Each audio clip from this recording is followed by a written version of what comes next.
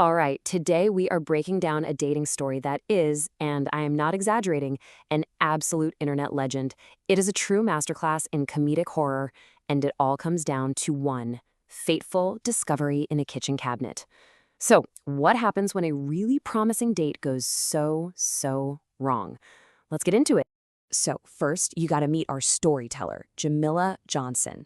But everyone calls her Millie Rock because she loves to dance, and that little detail tells you everything you need to know about the fun, vibrant energy she brings to this absolutely wild tale. She's our guide on this journey. You know, every great story means a solid beginning, and this one starts with all the signs pointing to a pretty perfect evening. Everything seems to be going right. I mean, just look at this setup. It's kind of the dream, right? The guy, Eddie, sounds like he's straight out of a movie. Tall, dark, and handsome. And they've known each other for a few months, so there's a connection there. The plan? A classic movie night.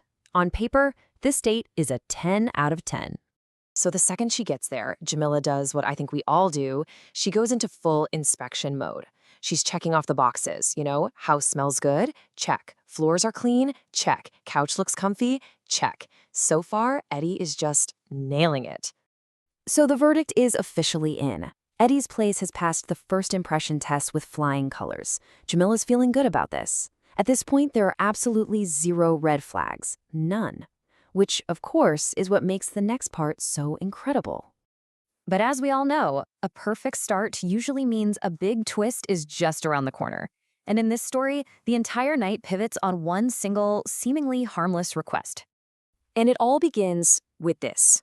Just a completely normal, totally relatable moment. She got thirsty. Such a simple thing, right? But this simple thing is about to unleash absolute chaos. And Eddie's response is just as casual. Oh yeah, just go fix some juice, cups are in the cabinet. He has absolutely no idea that he is sending her on a direct path to a discovery that's going to end their date and probably any chance they ever had. And now we're here. We've arrived at the main event. This is the moment she opens that cabinet door and finds something she could never ever have been prepared for. She opens the cabinet and boom. That's how she describes it, and it's perfect. This wasn't just, a bug or two. This was an immediate, overwhelming sight. A pure explosion of horror.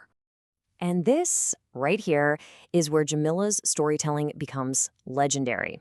She doesn't just say there were a lot of roaches. Oh no, she calls it a family reunion. It's such a perfect metaphor that it instantly tells you everything about the scale of this problem. And you have to appreciate how deep she takes this metaphor. It's not just a reunion, it was a fully catered event.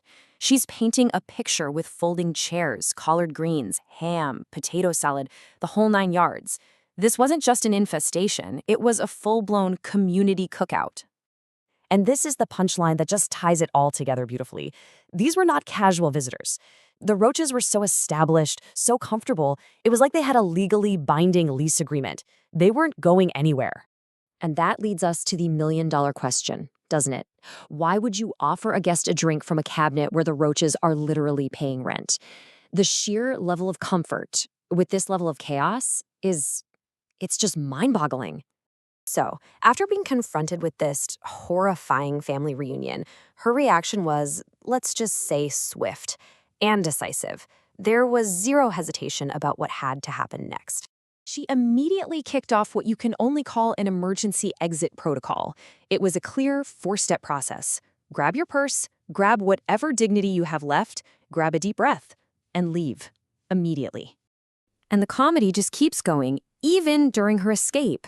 She talks about shaking her clothes and her purse on the way out, but she frames it like this thoughtful act. She didn't want to accidentally kidnap one of them and separate the family. So you get past the shock and the laughter, and you have to ask, what's the actual lesson here? Well, this completely wild story actually ends with a pretty profound piece of wisdom for anyone trying to navigate the dating world. And it all boils down to this one piece of advice from her mother. If the roaches are comfortable, you won't be. I mean, it is literally true in this case, but it's also the perfect metaphor for recognizing pretty much any red flag in a relationship. And then she leaves us with this question, turning it right back to the audience. Was she wrong for making such a quick exit? I think most of us would have a very clear answer to that one. And the final thought she leaves us with is this one. What would you have done? Seriously, if you were faced with a full-on family reunion, potatoes solid and all, in a kitchen cabinet, how would your date night have ended? It is a hilarious and, yeah, kind of terrifying thing to imagine.